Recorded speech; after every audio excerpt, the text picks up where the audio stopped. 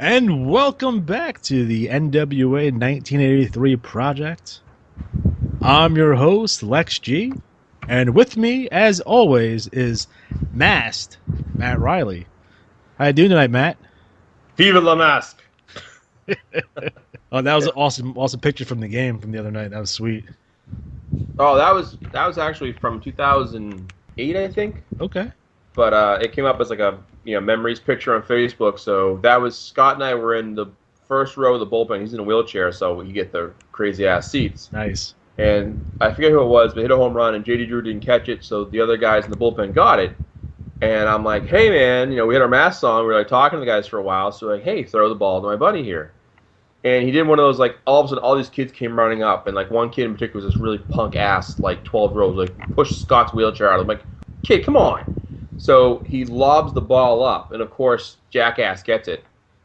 So I put a sleeper hold on him, knocked him out, threw him in a dumpster. Nice. But the Red Sox bullpen, my friends had really awesome seats for a long time. And that was a good seat. But they used to actually throw, like, little fun-sized candies to the fans in the stands. Awesome. Yeah, when Mike Timmon was pitching, he used to like take a handful of candies and just chuck them up in the air, and like people would just catch them randomly. Like it was Twix, it wasn't bad. It was like good stuff too, like Twix and Snickers and Milky Ways. Like it wasn't like hard candy. Like oh man, he gave us bubble gum. Like no, he gave you the good stuff. Now, did your parents make you check for razor blades like my parents did in the 80s? Not really. It was more a case of if it was anything that was like opened, like people give out those random like plastic wrapped popcorn balls they made at home. I used to have a lady that gave out cans of soda. Really? She was awesome. But yeah, because that happened around here. Like the lady who was putting razor blades in candy. Now, really? for the longest time, I thought that was just a myth. Like, no, that legitimately happened like in the early 70s. Wow. I remember the movie Halloween 2. And at the very beginning of the movie, they're picking up the last one left off. And they're going to the hospital, and his mother's walking her son to the hospital. He's got a razor blade in the front of his two teeth. Like, I was like, oh, man, that stays with you. Yep, it's awful. That was worse than the paper cut scene in Jackass. Oh. So, guys, we have a very special episode today. Today is our big show. This is the Parade of Champions, live from Dallas, Texas, at the wonderful, wonderful Texas Stadium. Tonight's card will feature Iceman King Parsons versus the Great Kabuki, Randy Savage versus Andre the Giant, Terry Funk, Dory Funk, and Stan Hansen versus Dusty Rhodes, Bruiser Brody, and Dick Murdoch, Kerry Von Erich versus gorgeous Jimmy Garvin, Tully Blanchard versus El Santo. We have Harley Race versus Ric Flair for the NWA World Championship inside of a steel cage. And in our main events, we have David Von Erich, Kevin Von Erich, and gentleman Chris Adams versus the Freebirds, Michael P.S. Hayes, Terry Gordy, and Buddy Jack Roberts. So, Matt, what do you think about that card? Oh, that card sounds pretty good. Actually, to get in the mood, I watched the Harley Race $25,000 bounty on Ric Flair. You posted earlier on YouTube, and it was, oh my God. I love the fact that the best part was first Dick Slater comes out to the ringside. Flair puts, back up a little bit. Flair's putting Race in the figure 4 leg lock, and as he gets him in it, he kind of like, I love this, doesn't do the old they do nowadays where the wrestlers wait for the guy to like totally jump on him. Yeah. Like peripheral vision, he sees Dick Slater running up, so he lets go of the figure 4, gets up and starts slugging Dick Slater. So Dick Slater falls down. While Harley Race, not being a punk, doesn't lay there and play dead. He gets up, starts beating the hell out of Flair again. And like they should show these videos to kids these days because it's more legit that way. Yeah. You're not like just sitting there laying there like a dead stump. So he goes to hit Race again, and then Bob Orton comes running down. And you think at first, oh, he's here to save Flair. And instead, he attacks Dick Slater. And you're like, why is he? Oh, he's a good guy. And then he jumps down and he splashes Flair and starts beating the hell out of him. And the reason he attacks Slater is he wants the $25,000 bounty. Brilliant. That makes sense. That's selling the storyline that's more important to him than his buddy Slater or whatever. And then I loved the post-match locker room interview with Harley Race going, here's your $25,000, because he took out Flair with a piledriver. He crammed him. And that was a nice piledriver, too. They did a double spike piledriver. Yeah. For whatever reason, though, apparently Bob Orton was getting the money, not really Dick Slater. But I loved in the follow-up of Flair coming out with a baseball bat as his tag team partner. Yes, that's fantastic.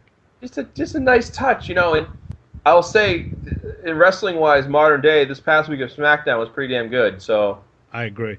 I think the writers sat down and said, let's knock the ball out of the park. Someone had a post I saw that had Steve Austin give him the finger and it says, if you guys think wrestling sucks now, here's one for you because it's awesome. Yeah. I mean, it's great all around. I just watched NXT. I just watched the Cruiserweight Classic. I watched a SmackDown for the first time since 1999.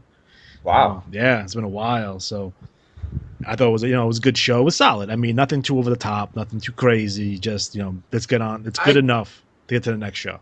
I think what I liked the best about it was I watched like kind of snippets here and there, but I think what I liked the best, and one person made a good point, I forget who it was, but they made the point that, going into SummerSlam, you were like, okay, Dolph Ziggler won the shot to face Ambrose. And you were like, all right. And after that show, you were like, all right, now we get a match. Yeah. They built it up. All these guys have history, and they almost never, ever use it. Almost never. And like he was a cheerleader, and he talks about it. I work my way up. And a lot of these guys have these histories. And that's granted, some guys have like Dr. Isaac Yankem. No one wants to talk about that with Kane. Yeah. Understandable. But you know what? Guys like that talking about the shot they've got, they don't do enough of that. Building up a guy. This is a shot that's important to him. So I like that. As far as getting back to the Parade of Champions card, I love the Von Erichs versus Chris Adams and the Von Erichs versus Freebirds. That's going to be a fun match. Oh, definitely. I love that feud. I was a big Chris Adams guy. I started using Super Kick because of Chris Adams. Yes, folks, he's the one that invented the Super Kick, not Shawn Michaels. I don't know about invented, but I think he's the first one to call the Super Kick. What's? Oh, is he really? Because I think it was like before that it was like a thrush kick or some shit like that, and they didn't. No one uses the finish. I remember the AWA. He used a savate kick. A savate kick. It was always a spinning circle kick. Right.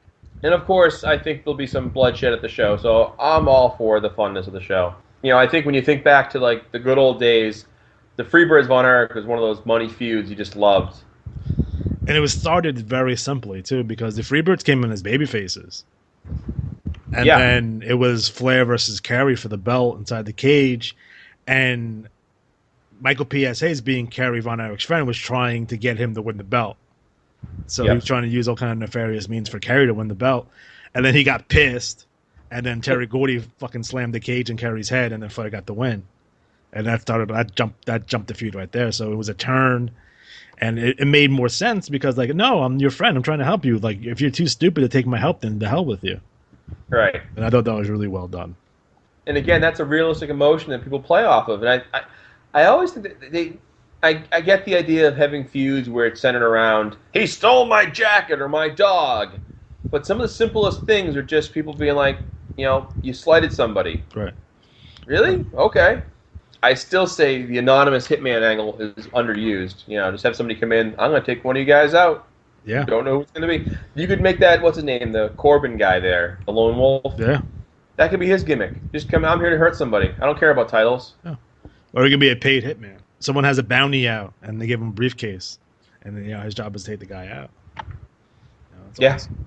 So, in terms of big shows, again, we're in the last week of April, 1983. We have the benefit of foresight on this. So for our big closed circuit event, and the closed circuits will be, all the theaters in Texas, all the theaters in Louisiana, all the theaters in Oklahoma, Nevada, New Mexico, and California, because California, we're trying to make California our new home for the NWA.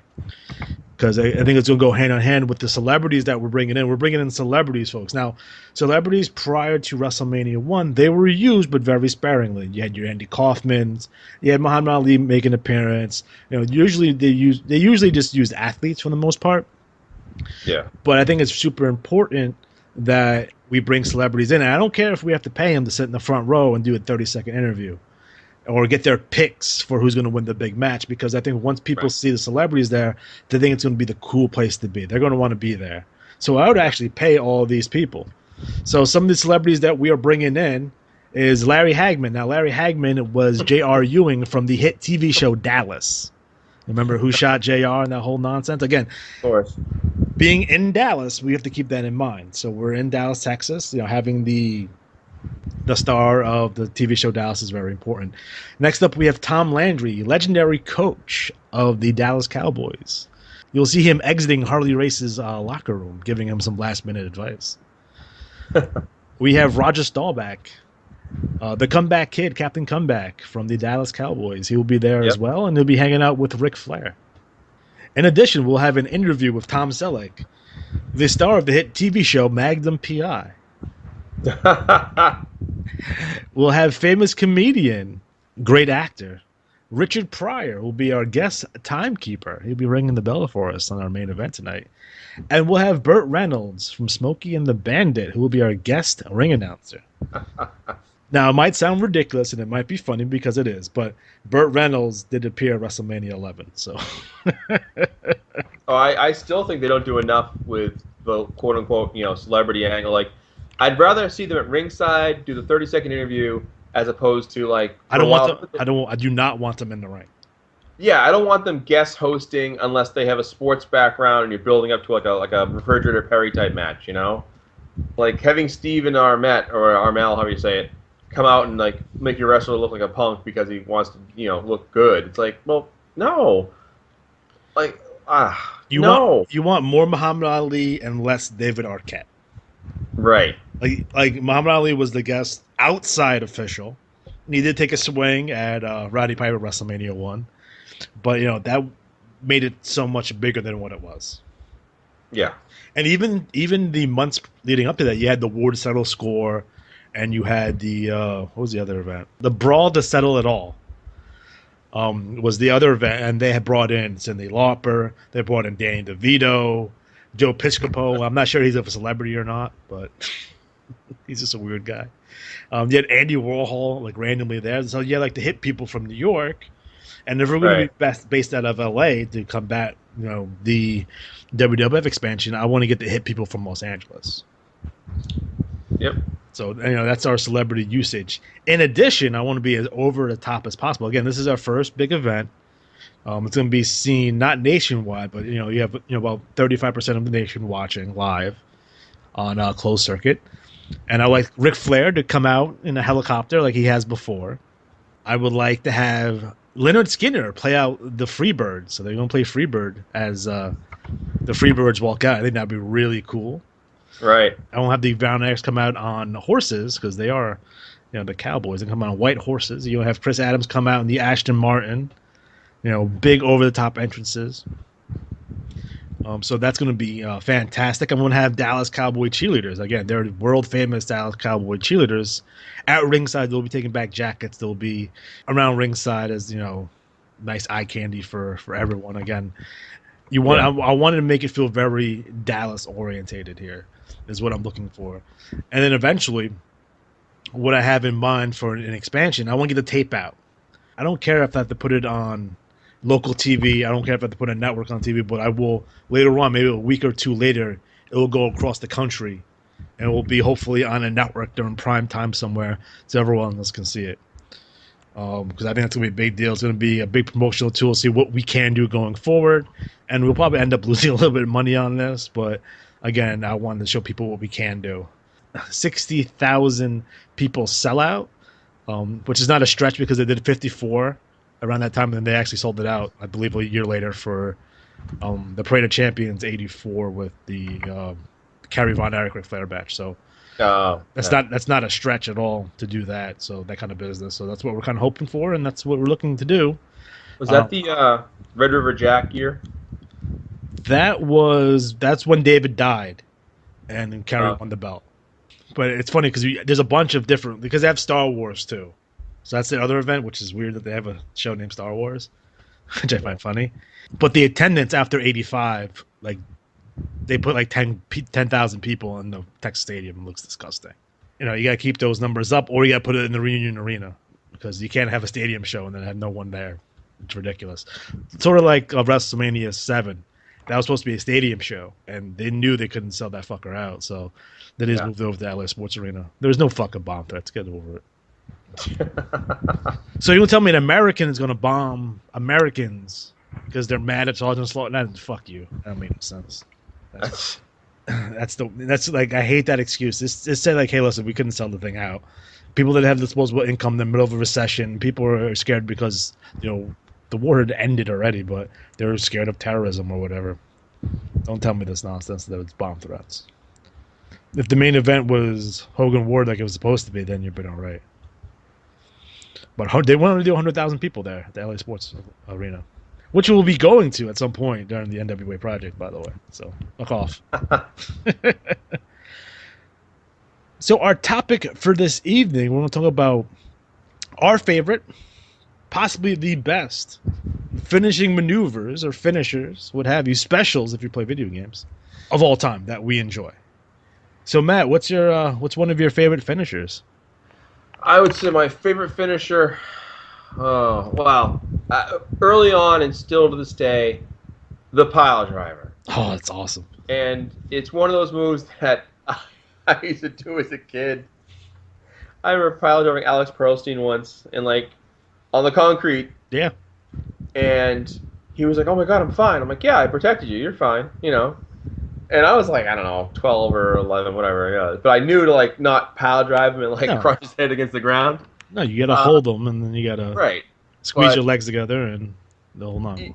You know how many guys have been screwed up by the pile driver because people did it wrong.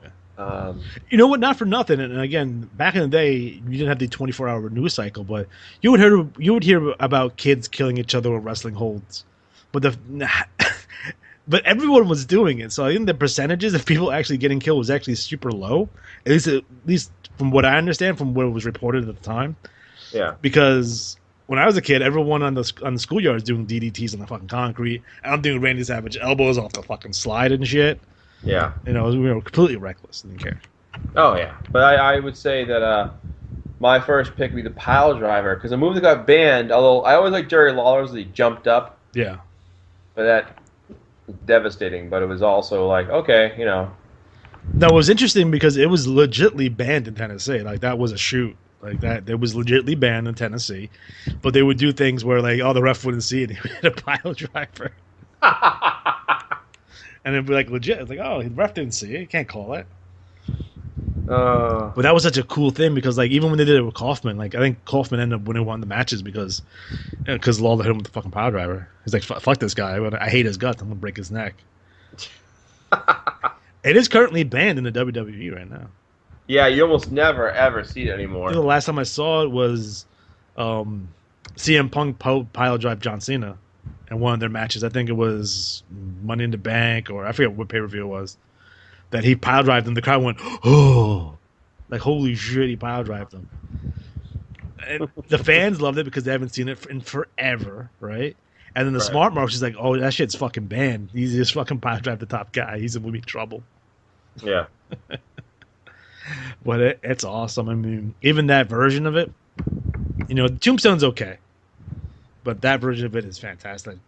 You got everyone that was anyone used the pile driver. It would be Paul Orndorff, Harley Race, Jerry Lawler. So that was and the move was protected. I don't think anyone really got up from it either, which is a big sticking point for me when people don't protect their finishers.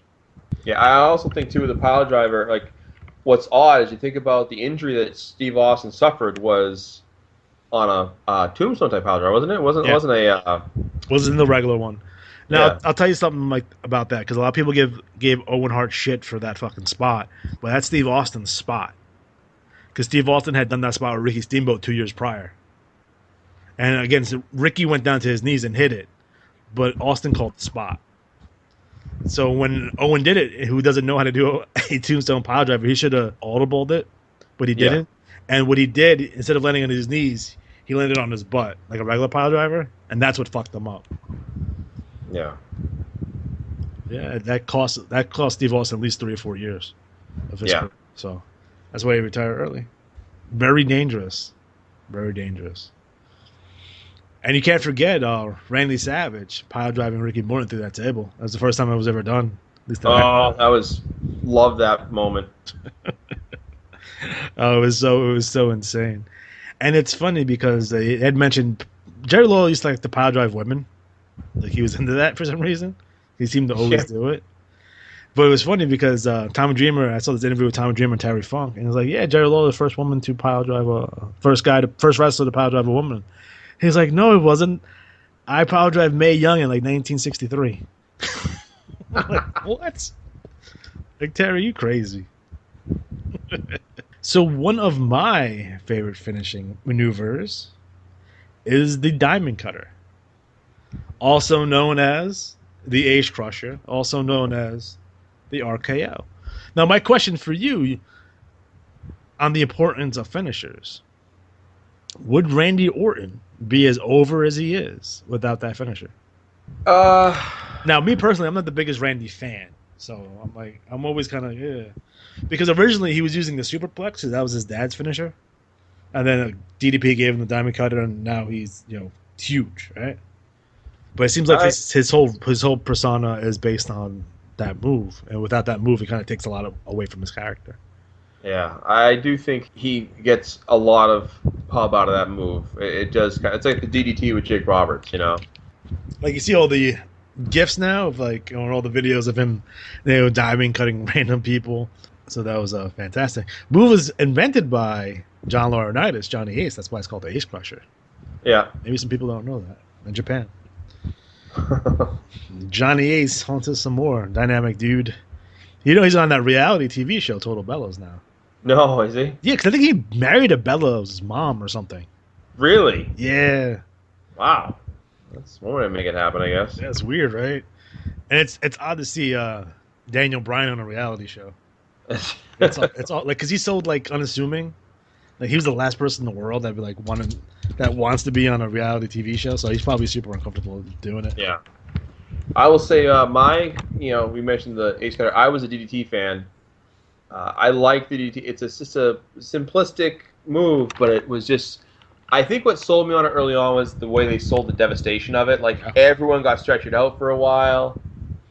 No one ever kicked out of it. It was always like, a DDT! It was like, done. Done. That was it. And then, of course, ECW came along, and it was like, DDT, pile driver, RKO, nope, he's still one count. Well, to ECW's defense, Arn Anderson started using it as a setup, and so did Michael Hayes, randomly for no reason. I will say I think what Shawn Michaels said one time, where it's like, if you need something after that move, it's not delivering that good. Which, I guess you'd say that. And one way you're saying, we're pretending it, well, I don't deliver it as good as so-and-so did, Yeah. The DDT was, he did it by accident. Really? He had someone in front face lock, and he tripped and fell. And the crowd popped for it. And he's like, what the hell did I just do? I'm pretty sure he had to go back and look at it on tape. I'm like, what did I do? He's like, oh shit. And then he had the setup for it where he did the thing with his finger when he spun the finger around. Yes. And that was all. He had his short arm clothes-on right into the DDT. I just remember that video game, and he would be like, little finger, do-do-do-do-do-do-do-do. Do you know what DDT stands for? What DDT stands for? Yeah. No. So some people say it stands for Damien's Dinner Time. And when Jake the Snake Roberts was asked what DDT meant, he said, the end. DDT being a form of pesticide, by the way, guys. For you who don't know, it is currently illegal in the United States to use DDT because it was killing people and giving people cancer, all kinds of shit like that. So, but a cool name, a cool move. I think Jake had the best. I haven't really seen them use it very often as of late. I could be wrong on that. I know a lot of luchadors use the tornado DDT. Seems to be a signature. Yeah, that's a popular one with them. Dean Ambrose is a version of the DDT.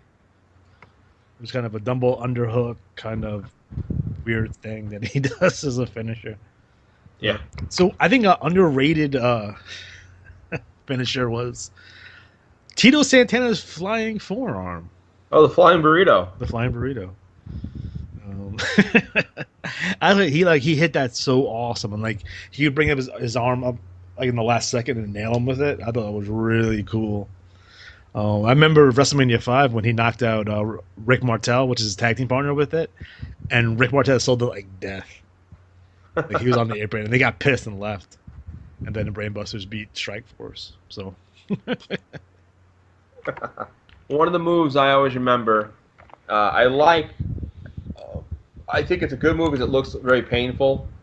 But going back to my wrestling school days, is some call the sharpshooter, scorpion deathlock. I always knew it as the Kowalski deathlock, and I'll tell you why.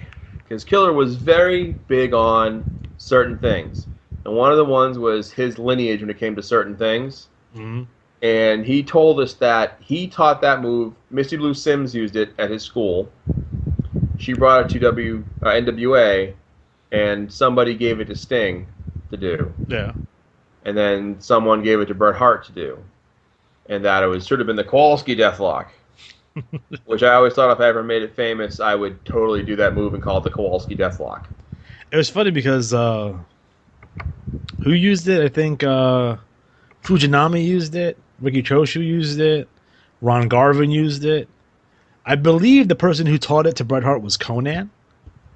Like Conan, Mexico Conan, like Conan. I'm not sure who taught it to Sting. Sting was using it first, by the way. Because Hart wasn't using that till 91. Sting was using that maybe 88, 87. That shit fucking hurts. Here's the thing about that move or the Boston Crab. The way you reverse it is you flex your thigh muscles, extend your legs, and you'll come out of it. Mm. And one of my favorite things of my very first match in Georgia was I was going to work the leg of my opponent. So I was talking to him beforehand. I'm like, all right, look, here's what I'm going to do. I'm going to work your leg. When I go for single leg Boston Crab, you're going to power out of it, like slowly after if you work for a while. Do a push-up, and then, extend your leg, and I'll let it go. And I taught him how to, also you can do a reverse where you, twist, and then you kind of flip over, and you end up reversing the hold altogether.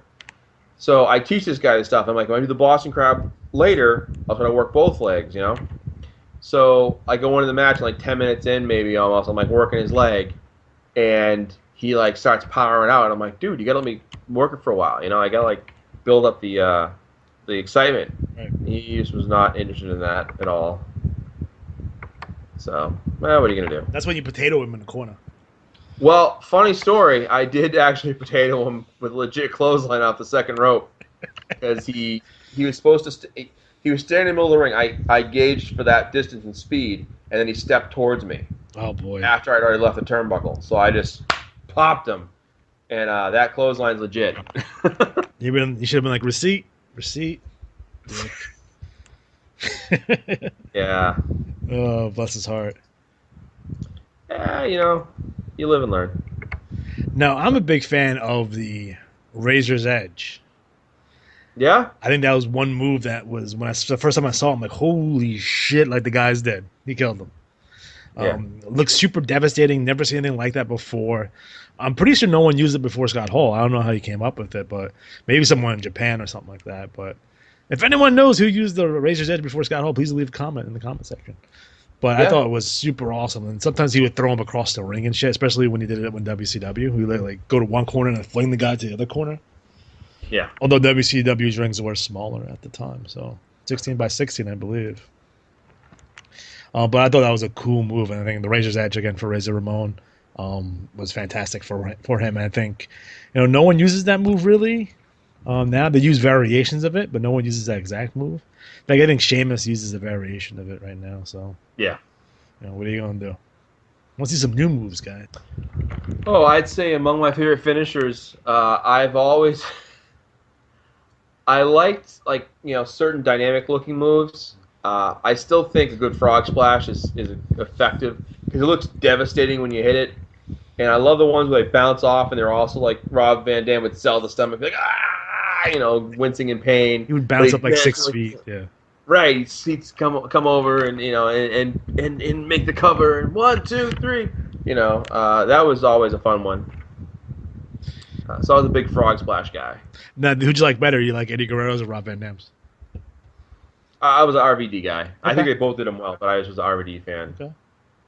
Mark.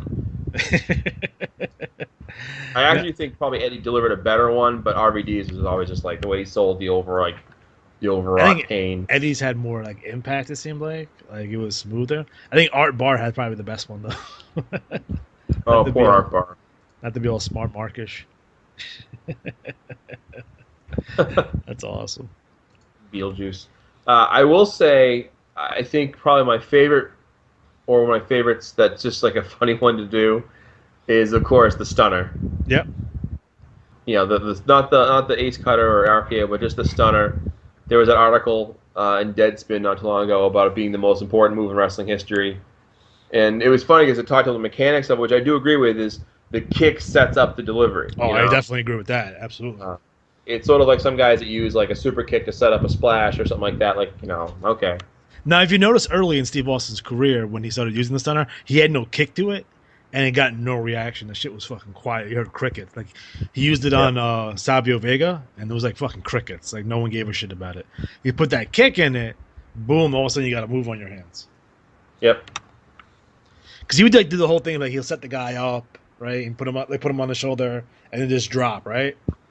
But the stunner, when he used the kick, boom, guy would walk in a kick, stunner, boom, huge pop, instead of picking the guy off the canvas, putting his head on his shoulder, and then doing a stunner, because that is ridiculous. Because that's an ace crusher. I mean, that's literally like they do the RKO and the diamond cutter different than the way the ace crusher was. The ace crusher, you set them up and then you hit it, because it's Japan. Yeah. It's different. So, but the stunner is probably the greatest finishing maneuver of all time, possibly. A lot of people can't take that move the right way. Vince McMahon, Lyndon McMahon. Yeah. But like when you see The Rock fucking sell that fucking thing, it looks awesome. Oh yeah. He did like the flip, and then Scott Hall at WrestleMania, we took the huge bump from it. That was fun. Now, do you think Steve Austin would have been as over as he was without it? Because he had other finishing holds before that, and he used like the stun gun. You think that made his? You think that completed his character? I think it helped him a lot because it was like, well, he could deliver it over and over and over again, like a DDT. Certain wrestling finishers like Mr. Sacco or Mandible Claw, it's like, that's just nasty, Yeah. Or Kishi's, butt face thing. It was like, oh man, no. That'd have been awful to take. No, I just think I remember for a fact in the Boston Garden, guys got more money to like have their hair cut by Beefcake. Yeah. Certain finishers, but yeah, I would not want to take that move. No, absolutely not. I think that the stunner is just over important because the amount of times you saw it. So he do a run in and it's done like 9 people in a row with it. So it was so quick, right? Boom, boom, boom, boom, boom. Yeah. And then that really put the move over huge. And it's funny that no one to this day uses that move. Like I know Cena has that goofy fucking springboard stunner, but I think he stopped using that. But no one has taken that move from Austin and tried to do a deal with it. Like I wonder if that's hands off or not. Like I don't think maybe they're not allowed to use it. But you don't even see other people in other companies using it. Like you don't see anyone in TNA using it. I don't see anyone in Ring of Honor using it. I think some moves, like one of the moves I think is really dangerous and they don't really kibosh, is that through the ropes tackle. Oh, that fucking the one Big E does. Yeah. Yeah, that should be banned. Fuck that shit. It's just so no. Like I don't even know how you protect yourself on that. Well, the thing I think it makes it bad is that you have 2 aspects of it. One is the guy's trying to catch you, right? So you have the responsibility of protecting him. But the guy coming out, if your legs get caught, you're going to take a header. If you take the wrong bump the wrong way, you're going to go head first in the guardrail. And to me, it's like it's not that big a bang for the buck. It's like really that's the movie on it. Like, and you think about it, a lot of the guys who are doing those moves now are all the ones having the neck injuries. Yeah, look, I think they should outlaw the dive between the ropes because you see fucking Sasha Banks fucking almost kill herself every single time on that. Like, stop using that shit because if you want to do a dive out to the floor, just go over the top. You do the whole, let the person catch you. Taking that dive like through the fucking second rope like fucking Daniel Bryan did. Stop doing that. I don't want you getting hurt, man. And she's taking it bad. She landed on her face like twice, on her face, and her body's coming over the top, like the back of her legs. Like, oh, like dude, like stop, please, stop doing that. Yeah, I get the finishing moves are supposed to be. And I'm a big believer in like protecting the finishing moves. Got to. You have to be. Otherwise, like if somebody kicks out of it, you're like, oh If they do kick out and it never happens, you're like, wow. Like I've always said, I'm okay with hit the finisher and the match isn't over if ref interference, leg in the bottom rope. That was one of my favorite things, the leg in the bottom rope. Yeah, agreed. It's like, oh, man. I saw one time, and this is a little bit off topic, but I saw it was like a thumbtack match. And it was like a evil referee or something like that. And the ref wanted to count 1, 2, and then on the second one, his hand hit the tack, and he sold it. So you count 3. We should use that. Yeah, it's awesome. I love it. But yeah, finishes have to be protected. Now in Japan, they're not protected, but they are. So what I mean by that, Japanese wrestling, it's still very different than modern day American wrestling. Like Japanese, they have, and the styles are meshing a little bit more now. So if you watch Japanese wrestling, it's not far different. If you watch like All Japan Wrestling in 1995, there's finisher, kick out, steal a finisher, kick out, and then they would use a super finisher. So for big matches. So if you have like Kabashi versus Masawa, that's when Kabashi would whip out the fucking burning hammer. And I think he only used that 8 times in his entire career. Like most matches, he would use like the Orange Crush and get the win, right?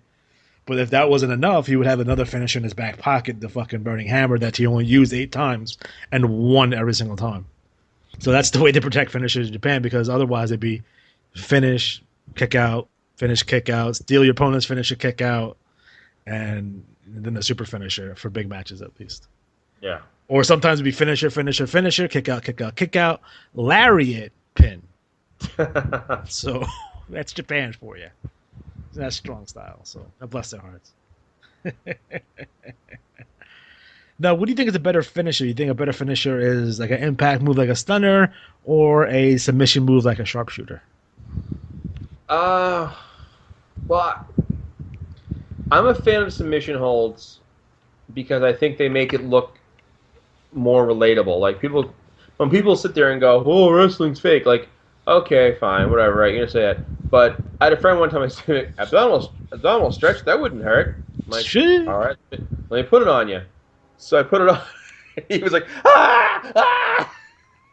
And it's those things like you can relate to that kind of pain. Like you watch UFC, and you see him punching, but if you see someone like, they hit like a clothesline or a sloppy finish, a super kick that misses, and they cover, you go, that's terrible. Yeah, but if someone's in a crippler cross space, if someone's in the STFU, if someone's in a figure 4 leg lock, I don't know anybody didn't grow up and put a figure 4 leg lock on somebody new, I used to put it on my girlfriends when I was a teenager.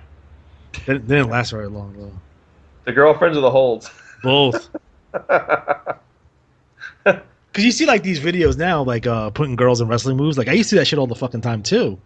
And they used to hate that shit. And I was like, oh. That's when I used to make them come over and watch pay-per-views too. Which in hindsight probably wasn't a good fucking idea if I wanted to have a steady relationship. Come over to my house and watch ECW. Yeah. No, they sat there. Like at least nowadays they would have been on their phone or something. And it'd been okay. Yes. They literally had to sit there and watch that shit with me. It's like the girls that come over to my house, like, oh, watch me play video games. Like, I'm an idiot. Yep. Well, no, stay at home so I can play video games in peace. Fuck. So I like the sleeper. Now the legit sleeper, Johnny Weaver sleeper, the one that Brutus Beefcake did. And I thought the greatest thing about that is that sometimes they have to wake the opponent up by like fucking hitting them in the back. Yes, I thought it was awesome. Like because they could die otherwise or something because they stopped breathing. Yeah. It's like, geez, that's phenomenal. I love that. There's like, what do you think the worst finisher is? Worst finisher? Like I was gonna say like the Cobra because that shit was stupid. Santino. Yeah, I think the chicken wing was kind of bad. Any hold that took too much work to put somebody in, I always thought was kind of a waste. I didn't like Big E's fucking move. The one like he has him in the. Yeah, that's kind of lame. Like he falls on top of him. Like it just how does that hurt? I don't understand. I hit a move which I still have not to this day seen used, and I call it the soda pop drop, and it was basically like a schoolboy. Yeah. Except I lifted you up and then twisted and made it like kind of like a side slam, like so it was almost like a power bomb one armed. Nice. So what I'd do is I'd have you jump up, I'd carry you over, spin, and then slam you down, and it looked devastating. And all you were doing was jumping and falling backwards. Yeah. And that's the thing. I think one of the keys of certain moves is the ease of deliverability, which is why I think the stunner was so good because you could do it to anybody. Depending on, like, obviously you couldn't do that finisher to somebody who was enormous or it'd be this huge test of strength. But I think what's good about it is you want to make wrestling look more realistic, have someone go for that finisher and they can't pull it off because the guy's too big. Yeah. Like, I think they did that with, like, maybe, no, you couldn't, no, Brett got Yoko in the sharpshooter, so. Maybe Did he really? Yeah, he got him. Yeah, WrestleMania 9, he had him in the sharpshooter and fucking Mr. Fuji threw the salt in his face. And then Hogan came in and won the belt. And it ruined my childhood because I was a big Bret Hart fan. Oh. It's like, fuck you, Hogan. Fuck you. You came back. You took the belt from Bret. Dick. Ugh. That's Hogan changing the booking for you, though. It's like, no, I don't want to beat Money, because he had a tag team match at WrestleMania with him and Beefer, the Beefcake, versus Money Inc., and they won by disqualification. So he won 2 matches at WrestleMania that year. And that was his first match back, being gone for a year. So, yeah. Imagine John Cena doing that today. No. Motherfucker takes a year off, comes back and wins the belt. His first match back. Oh, fucking internet would fucking explode. Oh, they would. They'd be like, so what the? Which I think that's why I honestly think that Batista got so much hate. Yeah. Because like he was back too soon to throw the belt on. Like, you know, like, come on, man. Like, he should have been in, like, some upper mid-card feud with, like, Bray Wyatt or something. Right. You know? That'd been fun. That'd been fun, but, you know, what are you going to do? What do you think about the spear? And who do you think does the best spear? Oh, boy. I will say I liked Edge's spear. Really? Because he's the one that gets the most criticism, I feel. I always just liked it. I just liked the way he delivered it. But, man, I don't know. That's a hard one. Because you have Goldberg's, right? Right. You have Roman Reigns now, who's using it. I'm trying to figure out who else used the spear. There was some diva who used it that was the drizzling shits when she used it. I forget who it was, though. I was like, oh, that's terrible. Maybe Tori Wilson or something. I'm not sure. If anyone remember that diva who used to do the spear, please leave a comment in the comment section. Thank you.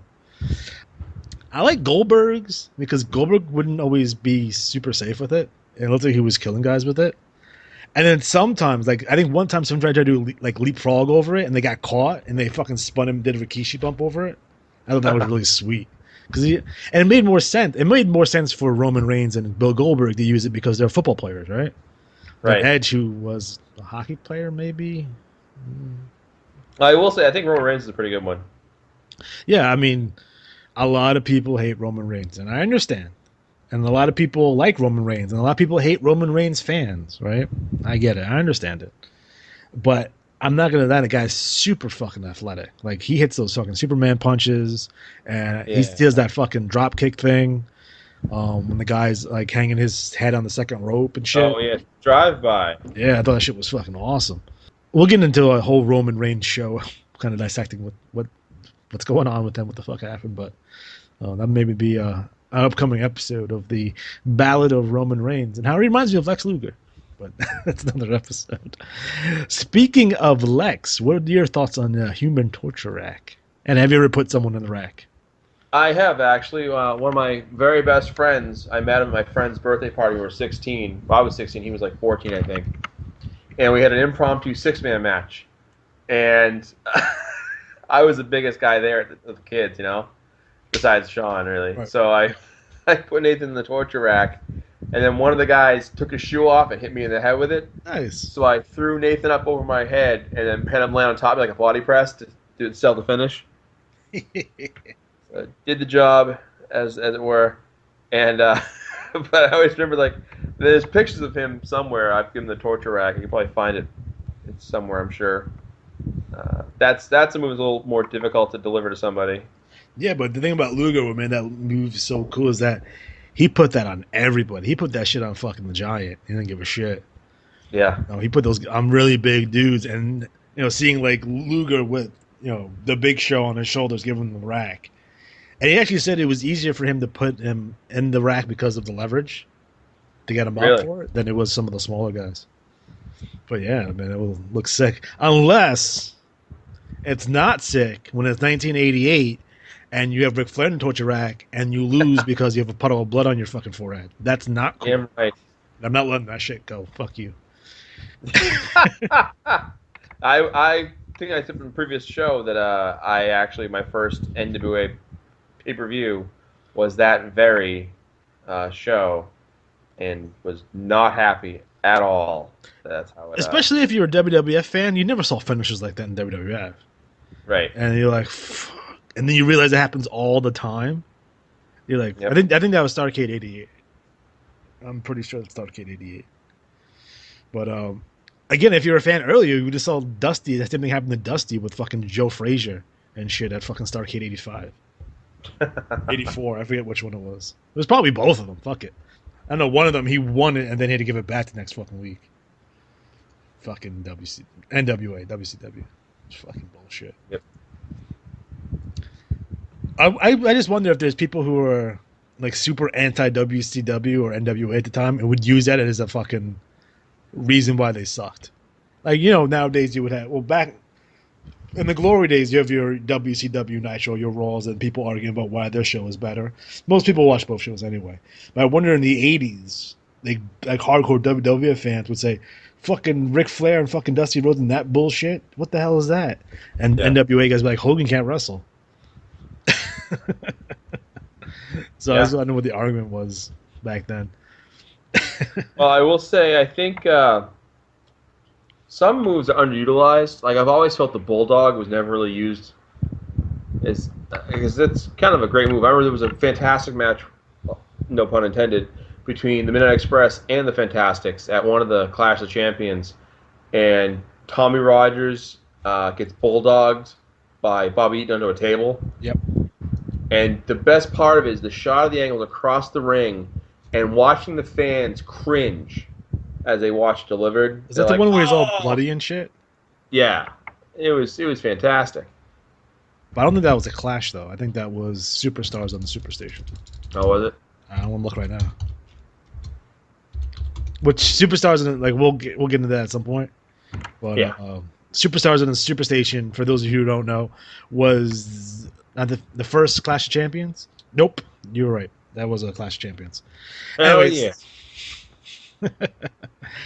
Superstars on the Superstation was the prototype for the Clash of Champions. On that card was Ric Flair versus Ron Garvin. You had Dusty Rhodes versus Tully, and you had Midnight Express versus the Rock and Roll Express. And then Midnight's won the NWA Championship, tag team championship on that show. So, but I won't get into that because I think that show was cool and that's underrated. Another underrated show was Final Conflict 1983, which was the prototype or the test run for Starrcade 83. But we'll get into those when we do the Starrcade show. So, so what about the 100 different variations of the power bomb? What are your thoughts on the power bomb? As someone who's taken a power bomb, it is scary. Because you're just going back and you're taking a flat back bump, right? But sometimes these guys. Well, no, I mean, it depends how they haul you up. Yeah. I always talk about when I first trained, or when I was first training other people. One of my training was Triple H, and he gave me a power bomb, and he was so strong. And when you take a power bomb, you do a crunch, like a sit-up crunch. Right.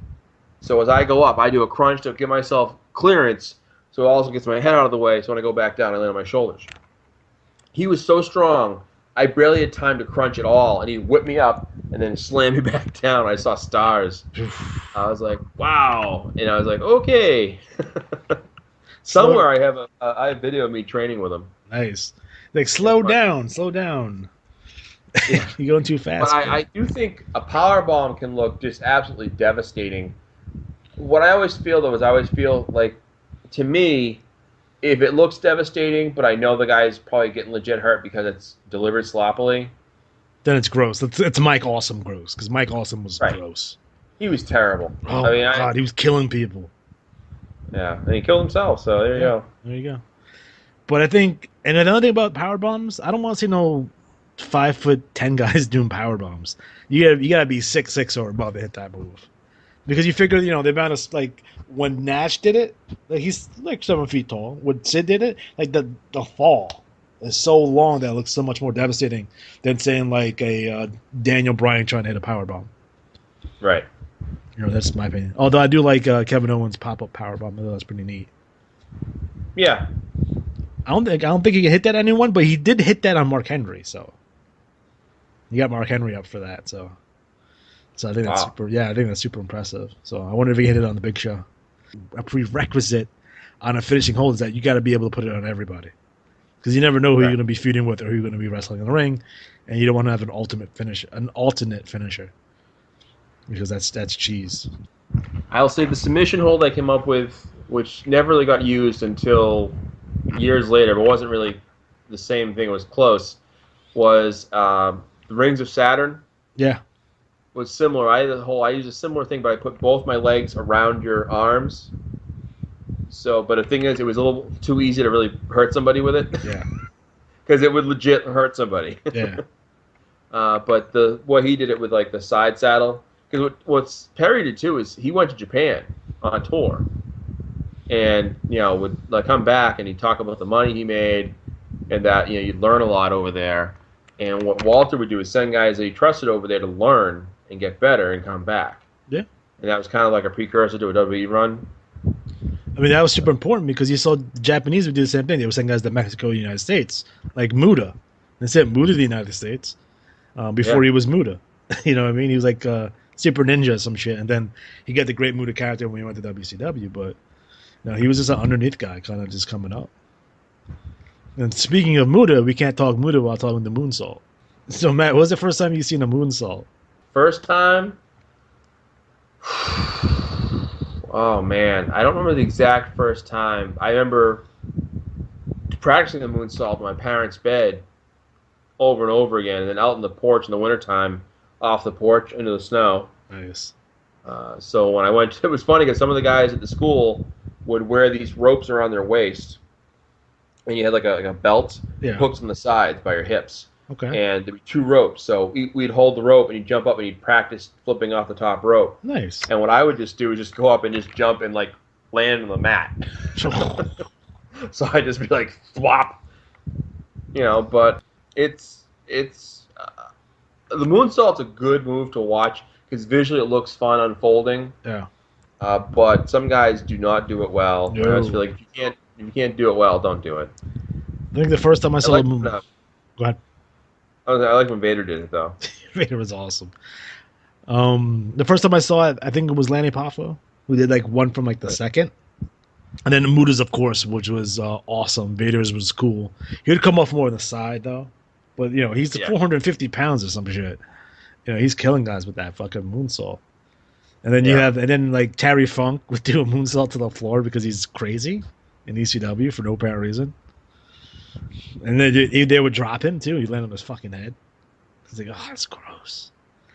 But yeah, that's one of those moves that if you do it wrong every night, you're gonna fucking blow out your knees because you won't land right on your fucking knees all the time. That's why I knew it had to stop. He went to the Shining Wizard, so he stopped doing moonsaults. But yeah, that's a fucking brutal move. That and the fucking shooting star press. If you fuck up a shooting star press, you can really get hurt. Yep. Like Brock Lesnar. When Brock Lesnar tried it on fucking Kurt Angle. No, I've seen that. I've seen him hit that a bunch of times, like in OVW, because I used to watch OVW tapes. So he would hit that all the time, no problem. But that time, he's so fucking big too. It's like gross. So that move is currently pseudo banned. They make guys do it like 200 times in a row, make sure they can hit it all the time, but. Because imagine if you're gassed and your legs are rubbery and you're trying to fucking hit that move. Like Kidman did it pretty good. But, So one of the interesting finishers that I want to talk about is Hogan's leg drop. Oh. Now, a lot of people will give him shit because he uses the leg drop, but to me, it's like, he's like 302 pounds. That leg has to be fucking... he's a heavy dude coming off the ropes. And back in the day, he used to get some fucking height on that fucking thing. Like, people saw him, like, in 89 and shit. Like, he get no fucking height. But if you watch fucking AWA or fucking, like, Japan or something like that, he used to get some fucking major league fucking... He would get, like, some Bobby Eaton fucking height on that shit. And really come down. Like, in Rocky 3. He fucking killed Sylvester Stallone with that leg drop. Wasn't his finish though. But I think very similar to Austin's move. He would have the big boot, then the leg, because the setup was super important. And I think a lot of people today, they don't have that setup. That, you hit this and then you go into that. You know what I mean? Yeah. And I think that's what's missing. I mean, I guess they're trying to make the matches more unpredictable. And there's not a lot of job matches on TV. Although I did see a couple on Raw and SmackDown recently. So nice to see those job matches come back. So that's pretty sweet. But I think the setup is an underrated portion of that. And if you're going to hit the... Now, someone can get out of the setup. But I think once you get them in the finish, that should be the end of the match. Yeah. You know what I mean? So what do you think about the Rock's rock bottom? I enjoyed it. Because I hated the People's Elbow personally. Oh, People's Elbow was awful, but I enjoyed the rock bottom. That was good. Yeah. Because you hit on anybody pretty much. He's strong enough to lift him up anyways, but he just, he made it look good, and it was like, his moves a hit, and you're like, oh, all right, match is over. That's it. It's a wrap.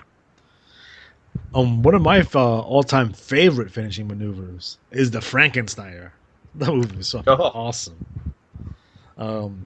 Not the Hurricane Rana, the Frankensteiner. There's a difference. Basically, the difference is anytime that Scott Steiner uses it, it's a Frankensteiner. But I thought at the time, again, this is like early 90s, and to see a move like that was like, whoa. And sometimes he would hit it, sometimes he would miss it.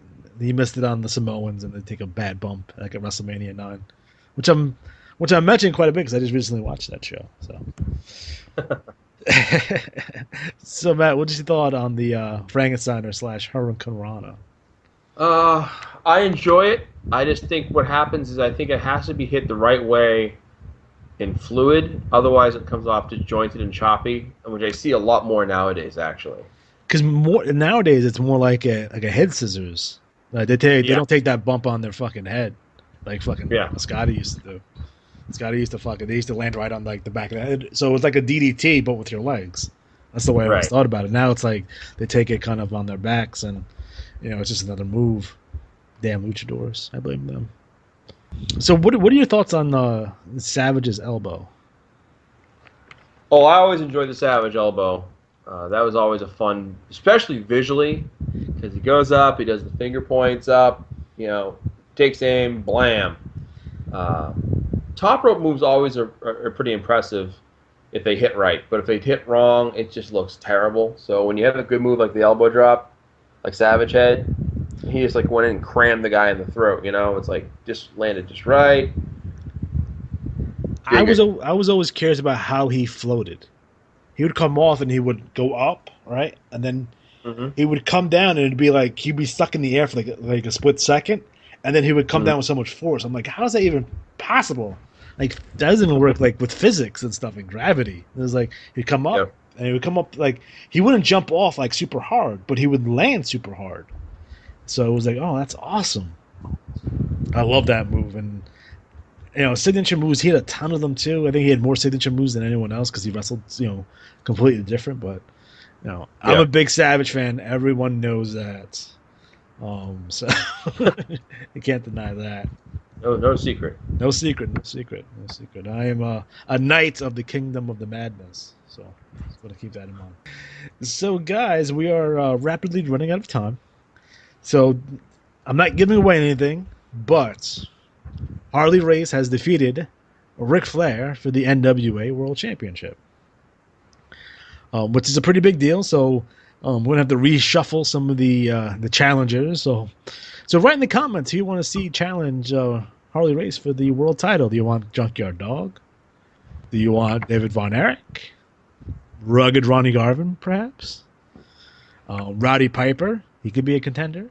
Rocky Johnson, Tony Atlas, Butch Reed, baby, Ted DiBiase. So I'm looking forward to a bunch of new, fresh matchups for the NWA World title. So it was interesting because it actually reflects history at this point. So Flair would go on, in reality, Flair would go on and lose the belt to Race over the summer, and they would, feud and set up, the first Starrcade. So 1 point for history, I guess. Right. So I'm really interested to see what we're going forward here. Our next show will be going to be a television compilation of the first week of May, and then we're going to finish up that week with live from the Greenborough's Coliseum. So we have Greenborough coming up. We have the Mid-South Coliseum coming up. We have Portland coming up. And then at the end of the month, we're going to have another big show. And this will be live from the Superdome. Mid-South Wrestling will be presenting that show. So it should be fantastic. So I'm looking forward to that. And I just want to thank everyone out there who've been watching and listening. I do appreciate that. So make sure you guys please subscribe. Please leave a comment. Press the like button so we can keep on doing our thing over here. So just want to say thank you so much. Damn right. So for